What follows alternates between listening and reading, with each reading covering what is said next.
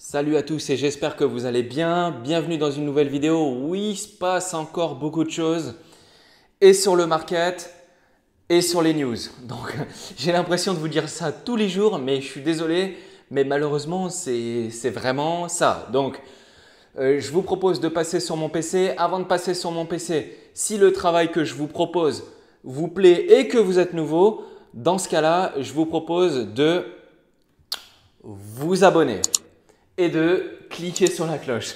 Allez, c'est parti, on passe sur mon PC et je vous montre tout ça. Donc là, aujourd'hui, avant de parler de tout ce que j'ai à vous parler, on va déjà parler du market. Le market, on le regarde tous les jours. On regarde le roi, le king, le BTC et on regarde la BTC dominance. Et aujourd'hui, on a une inflexion. Enfin, plutôt, ça fait même 2 ou 3 jours qu'on commence à avoir une inflexion du BTC par rapport à l'Ethereum. Et en plus, c'est l'ETH qui part tout seul. Donc forcément, je me pose des questions. Je suis comme tout le monde. J'ai aucune boule de cristal. Je suis un investisseur comme tout le monde. J'ai fait un plan. Mon plan, je le respecte. Mon plan, il peut être invalidé. C'est possible. Mais dans ce cas-là, ça mérite des confirmations. Les confirmations, je les attends. À tout moment, si le plan il s'invalide, dans ce cas-là, je ferai une inflexion. Alors dans cette vidéo, j'aimerais aussi vous parler du flippening. Et le flippening en crypto, qu'est-ce que c'est le flippening? C'est le jour où il y aura un coin autre que Bitcoin qui va dépasser le market cap de BTC. Et le jour où il y aura un altcoin, alors tout le monde parle d'Ethereum qui va faire un flippening sur le BTC. Mais le jour où il y aura un altcoin qui va surpasser le market cap du BTC, à ce moment-là, on va parler de flippening. Et là, dès qu'il y a une petite hausse de l'ETH, on en parle. Donc là, aujourd'hui, il y a l'ETH qui run tout seul. C'est bien, il prend un plus 4,70 pendant que le BTC, il fait un plus 0,5. Bon, c'est un mouvement sur une journée. Le mouvement, j'aimerais juste dire au moment où je fais la vidéo que le mouvement, là, je regarde le prix de l'ETH par rapport à l'USDT. Je vois qu'il n'y a pas plus de volume que les jours précédents. Et pourtant, ça pump bien. Donc, pour moi, là, pour l'instant, avant de prendre une décision, si là, dans la bougie, il y avait eu un gros volume, j'aurais swappé une partie des BTC en faveur de l'ETH. Bref, en parallèle de ça, j'en profite pour vous dire que sur la chaîne, je vais faire des ajustements. Ce dont je suis en train de vous parler, ce que je suis en train de faire, ce que je suis en train de faire et ce que je vais faire dans les jours prochains, je vais arrêter de vous parler de ce que je fais parce que je commence à recevoir des choses, franchement, je me mouille beaucoup, je prends tous les risques et mes détracteurs, c'est des personnes qui font la girouette. Donc, moi, je propose un plan et j'assume le plan que je vous propose sur 2 choses. 1, le soleil et 2, en plus du soleil, je vous donne un scénario bien précis, bien ciblé. Ça, je vais arrêter. Mais ça, je vous en reparlerai dans les jours prochains. Pour l'instant, je continue. Les jours prochains, je vous en parlerai, mais je vais arrêter de vous parler de ce que je fais. Les flèches, tout ça, je vais continuer à vous dire, selon moi, si c'est boule ou si ça commence à puer avec mon système de soleil et de pluie, ça, je vais le continuer. Mais je vais arrêter de vous dire qu'est-ce que je fais. Parce que je prends trop de risques pour au final 0 reward. Donc, je le ferai pour des personnes qui me font confiance. Pour l'instant, je le dis, mais dans quelques jours, ce sera fini. En tous les cas, là, moi, je veux vous dire que je suis comme tout le monde. Je suis un investisseur comme tout le monde. J'ai aussi des doutes comme tout le monde. Et là, ce que je vois, c'est que l'Ethereum, il est en train de pump d'un coup. Mais attention, c'est la première fois en 3 semaines. Okay, donc, quand il y a 3 semaines, c'est-à-dire le 28, quand le 28 septembre, le BTC a commencé à run tout seul, et notamment à propos de la BTC, dominant, c'était même un petit peu avant, c'était le 21 septembre. À partir du 21 septembre, j'avais commencé à parler de ça. Donc ça fait 3 semaines que le scénario est en ma faveur. Là, on commence possiblement à se poser des questions. Et tout le monde peut avoir des doutes, c'est normal. Pour l'instant, moi, franchement, il n'y a rien qui m'inquiète. J'attends de voir s'il y a des volumes là-dessus. Parce que s'il y en a, là, je revois mon jugement. En attendant, pour l'instant, je suis mon scénario. C'est un scénario que j'ai prévu et préparé sur plusieurs semaines, plusieurs mois. Ce n'est pas 2 bougies, pardon, ce n'est pas 3 bougies qui vont me faire… Non, 2, ouais, c'est 2 bougies qui vont me faire changer d'avis. Donc pour l'instant, j'attends de voir déjà, comme d'hab, mais je vous dis toujours la même chose, mais J'attends de voir la clôture et 2, s'il va y avoir du volume. S'il n'y a ni l'un ni l'autre, franchement, mon scénario il est toujours bien parce que, en fait, quelle est la question qu'on peut se poser sur la BTC dominance? C'est qu'on peut se dire que le BTC, donc la BTC dominance, elle avait fait des bas de plus en plus hauts et des hauts de plus en plus hauts. Donc c'est haussier. Puis après, on a eu un rush. Donc moi, je vous ai dit, il y avait le double bottom et tout. Puis derrière, on remonte. Sauf que si on remonte et qu'on redescend, alors il y a deux options possibles. Soit on redescend un petit peu avant de repartir, soit on redescend et dans ce cas-là, on craque la zone pour aller encore plus bas. Et dans ce cas-là, tout ce que je vous ai dit, c'était du bullshit. Mais on aura gagné pendant 3 semaines et donc c'est encore le temps de se réajuster. Pour l'instant, on peut avoir des doutes, mais pour l'instant, moi, je suis mon truc et je ne change rien à ce que j'ai dit. Je maintiens, je ne fais pas la girouette comme d'autres. Parce que je suis attaqué pour ça et c'est d'ailleurs à cause de ça que je vous dis dans la vidéo que je vais stopper, d'arrêter de dire ce que je fais. Je vous mettrai juste le soleil et la pluie et après, chacun fera comme il veut. Et moi, je continuerai sur certaines choses à vous dire des trucs, mais je le ferai beaucoup moins. Parce que là, je vous tiens par la main et au final, les risques, c'est Bibi qui les prend. Et je me fais attaquer et je ne trouve pas ça cool. Donc bon, c'est pas grave, mais petit état d'âme perso, parenthèse refermée. C'est rien, je le ferai pour ceux qui sont proches de moi et je changerai un peu ma formule. Mais bon, tout ça, vous le saurez en temps voulu. Donc pour l'instant, tout est maintenu. L'ETH, je le vois, hein, je vois ce qui se passe et je suis prêt à changer mon scénario si j'ai des preuves de ce qui est en train de se passer. L'ETH, il aura son moment. Est-ce que c'est maintenant? C'est possible. Est-ce qu'il faut swap une partie des BTC sur de l'ETH maintenant?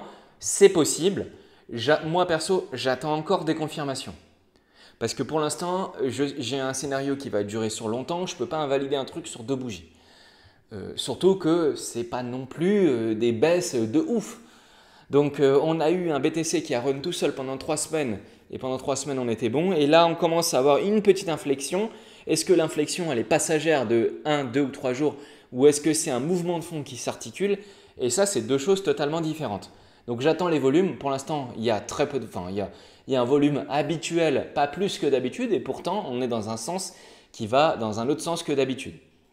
J'attends aussi de voir une clôture. Est-ce que tout ça, c'était du bullshit et on revient à la clôture, etc. Bon, tout ça, on verra bien. En tout cas, j'aimerais dire que par rapport au flippening, c'est-à-dire que le jour où l'ETH pourrait dépasser le market cap du BTC, c'est possible.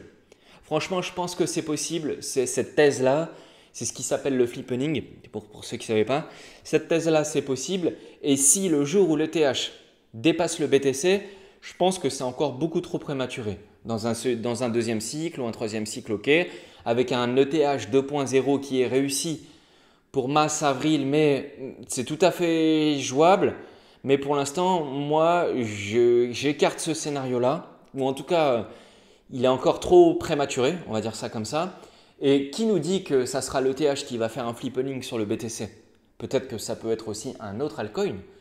Et ça, les altcoins, ils ont besoin, parce que tous les gros et les altcoins qui sont forts, et là je parle des blockchains Layer 1 ou Layer 0, tous ces projets-là, ils ont encore très peu de recul. Ils ont 1 ou 2 ans de recul sur des listings. Et là, on peut parler de plein de réseaux différents, mais l'Ethereum, il y a encore plein de problèmes. La preuve, encore un aujourd'hui, j'ai trouvé ça sur Cryptost, c'est remonté dans mon flux d'actualité, m'a dit il y a un gars qui vient de faire une transaction et vient de payer 430 000 $ en frais de réseau. Et c'est pas tout, mais la transaction qu'il a passée sur Ethereum, elle a été refusée. Par contre, il a payé 430 000 $ de frais pour une transaction qui a été refusée. Et c'est pas tout. S'il vous plaît, c'est énorme cette news. C'est pas tout. Mais en fait, le gars il a voulu annuler sa transaction. Donc, il a appuyé sur annuler. Et vu qu'il a annulé sa transaction, eh ben, il y a encore 150 000 $ de plus qui ont été débités pour annuler la transaction. Donc, il se retrouve avec 430 000 $ de pertes pour des frais de réseau, plus 150 000 parce qu'il a voulu l'annuler. Un truc de fou. Donc ça, des trucs comme ça, on en a quand même assez souvent. C'est un vrai problème, hein. C'est une vraie plaie, les frais de réseau sur Ethereum. Alors, il y a Ethereum 2.0 qui arrive, ils travaillent dessus, ok. Je trouve qu'ils mettent quand même beaucoup de temps et puis à chaque fois, ils doivent faire des forks. La blockchain, elle est encore non évolutive. On verra. On verra, mais en tous les cas, pour l'instant, il y a encore pas mal de problèmes. Ethereum, ils ont encore du travail devant eux qui les attend. Il y a encore d'autres choses à part ça. Enfin bref, tout ça pour vous dire qu'un flippening, c'est possible. On va déjà voir au moment de ETH 2.0. Ça va nous emmener à mars, avril, mai, juin 2022. Franchement, on est au mois d'octobre 2021. Tout ça, on a le temps de le voir venir. Donc on verra bien ce qui va se passer. Mais sinon, il y a une autre news qui est très intéressante. C'est le CEO de Morgan Stanley. Et donc le CEO, c'est le PDG. Et lui, il est, on peut dire, intelligent, un peu comme le patron, comme je vous disais d'hier, le patron de BlackRock. Et lui, il voit les choses. Au moins, ce qu'il dit, c'est bien. Il s'appelle James Gorman. Et il dit, je ne pense pas que la crypto soit une mode. Je ne pense pas que la crypto soit une mode. Je ne pense pas que cela va disparaître. Donc, il voit qu'il y a un flux de gens qui est intéressé. Il voit qu'il y a un usage et il voit que l'usage, il est répété, fiable et utilisé par beaucoup de monde. Et donc, il se dit, je ne sais pas quelle valeur pourrait être le Bitcoin, mais en tout cas, je vois qu'il y a une utilisation et donc, je me pose des questions, etc. Ça, c'est bien parce que le gars, il ne sait pas, mais il le dit qu'il ne sait pas. Okay, c'est pas comme l'autre PDG dont je vous avais parlé un peu avant. Jamie Dimon pour ne pas le citer, ou qui lui dit que le BTC il est worthless, qu'il n'a aucune valeur. Au moins, il ne sort pas des trucs hors sujet comme ça. Au moins, lui, s'il ne sait pas, il dit qu'il ne sait pas, il voit qu'il y a un flux, mais il est malin parce qu'il dit aussi que ce n'est pas une grande partie de la demande de ses clients, parce que lui, ses clients, c'est les gros institutionnels, des gros investisseurs, etc.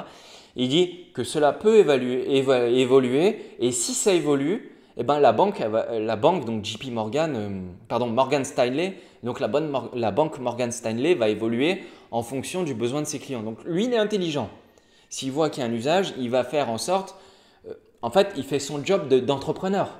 Son but, c'est gagner de l'argent, et donc forcément, il s'adapte par rapport à la demande de ses clients, et c'est ce qu'il faut faire, sans avoir besoin forcément de donner un jugement, est-ce que c'est bien, est-ce que c'est pas bien. Au moins, lui, il fait son business, il a raison de le faire. Ensuite, il y a une news, et cette news-là, elle est loin d'être anecdotique. Là, on va parler, alors c'est un sujet un peu folklorique, mais c'est très important. Mais en Inde, ils ont une fête nationale, en fait c'est la fête des Lumières, qui s'appelle le Diwali. S'il y a des Indiens ou des Hindous parmi nous qui me regardent et qui voient la chaîne, mettez-moi un petit commentaire. Si je dis une connerie, surtout corrigez-moi et je le mettrai en épinglé, parce que je suis quand même assez éloigné de cette culture-là.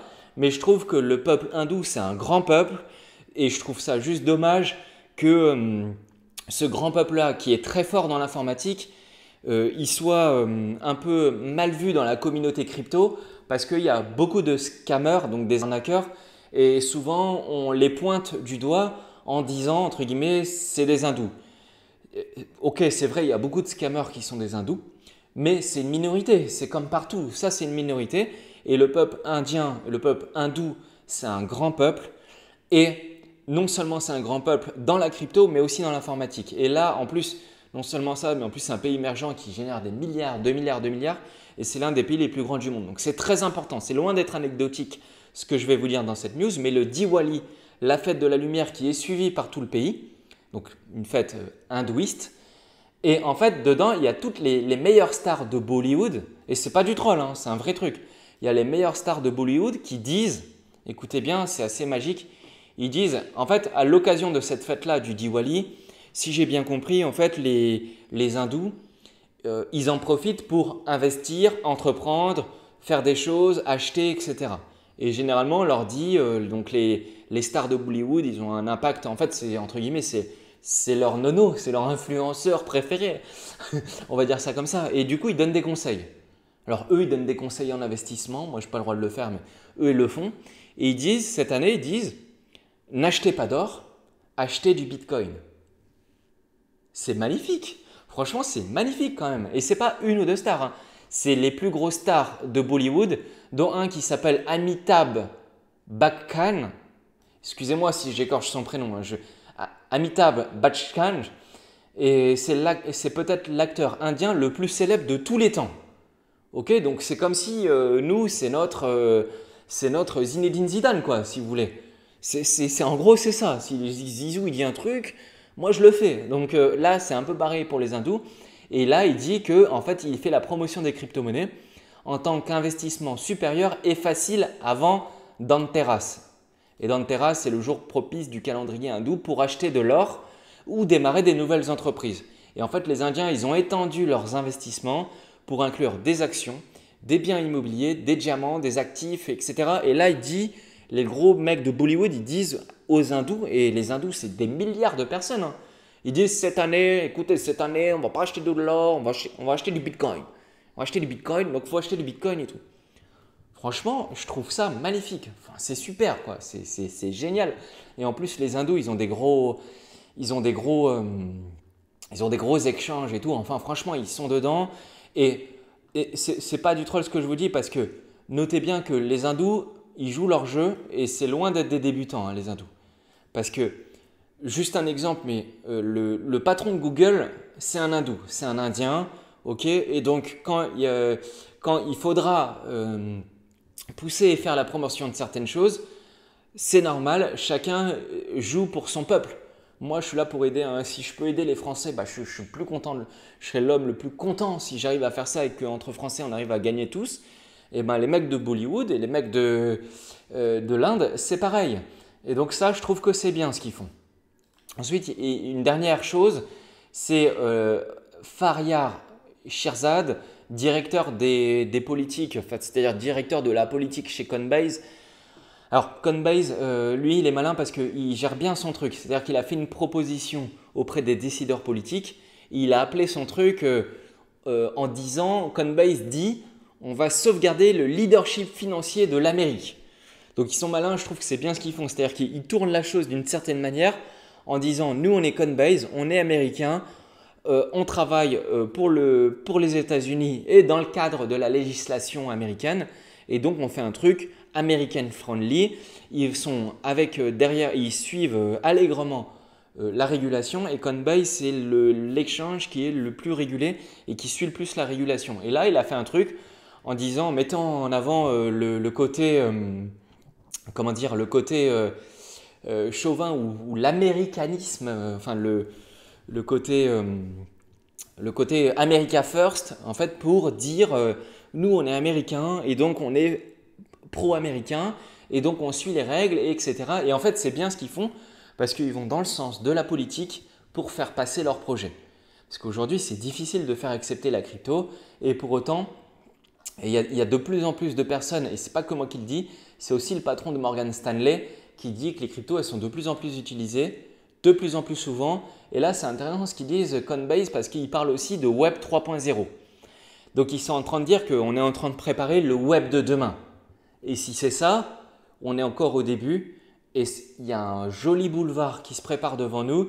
Et j'aimerais finir la vidéo sur cette phrase-là. Il y a un joli boulevard devant nous et j'espère qu'on va pouvoir en profiter tous ensemble. J'espère que ça vous a plu. Si ça vous a plu et que vous êtes nouveau, je vous propose de vous abonner et de pouvoir cliquer si ça vous intéresse. Sinon, je vous dis à la prochaine. Vous pouvez mettre un petit commentaire si j'ai dit une bêtise ou si vous voulez ajouter une nouvelle chose ou pour le référencement, ça sera cool aussi. Sinon, je vous dis à la prochaine. Je suis dispo sur Twitter et sur Instagram. Lien dans la description. À la prochaine. Salut à tous.